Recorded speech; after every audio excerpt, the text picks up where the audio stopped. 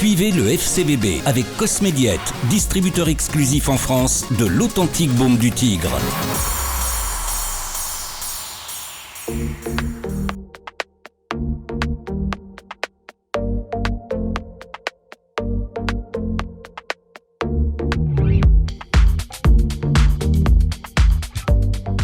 Déjà, on est satisfait du contenu proposé, donc il y a, on va dire, une pointe de frustration au vu du résultat. Maintenant, en étant objectif, Orléans a aussi eu des occasions nettes, des occasions de faire le break à 2-0. Donc c'est un match qui aurait été forcément différent, donc on va dire que le nul n'est pas illogique sur la physionomie du match. Oui, comme d'habitude, on avait étudié cette équipe d'Orléans. On savait aussi qu'ils avaient la possibilité de changer de système au vu de leurs nombreuses absences défensives. C'est ce qu'ils ont fait avec une défense à 4. Maintenant, voilà, il y a certaines choses qu'on avait travaillées qui vont au-delà du simple système. Le coach a régulé certaines choses à la mi-temps et ça a eu un effet, on va dire, quasi immédiat puisqu'on a égalisé très tôt en deuxième mi-temps. Et sur la fin de match, c'est sûr qu'on s'est créé le plus d'occasions, on a vraiment pris l'ascendant. Et malheureusement, cet ascendant dans le jeu ne s'est pas concrétisé au tableau d'affichage. C'est absolument magnifique. Est-ce qu'ils pourront justement jouer sur cette intensité-là pendant 90 minutes? C'est magnifique là avec ce ballon dans l'intervalle vers Abanda, le centre pour Rémi Sergio. Et ce ballon, encore une fois, qui voit le cadre se dérober.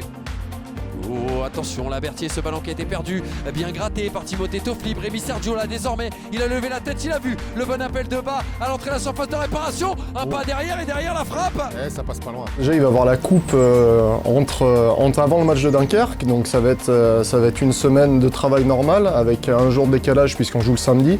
Puis après c'est sûr qu'il faudra optimiser la récupération puisqu'on joue le mercredi et je l'espère de nouveau en coupe le samedi, donc la récupération est importante. Parce qu'on peut voir hier, au-delà, comme tu l'as dit, des considérations tactiques ou de l'aspect collectif, on a été performant aussi parce que les joueurs ont su élever leur niveau de performance individuelle et on a vu qu'on a posé de nombreuses difficultés à Orléans. Donc à nous de continuer de bosser collectivement et aussi individuellement de poursuivre dans cet état d'esprit et d'augmenter nos performances.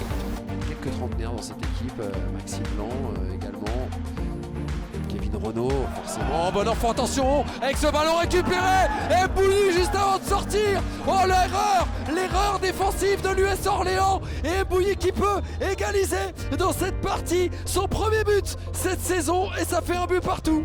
Pour le moment, Xavier Collin qui doit se dire que pour l'USO c'est un scénario qui se répète. l'USO qui a souvent mené.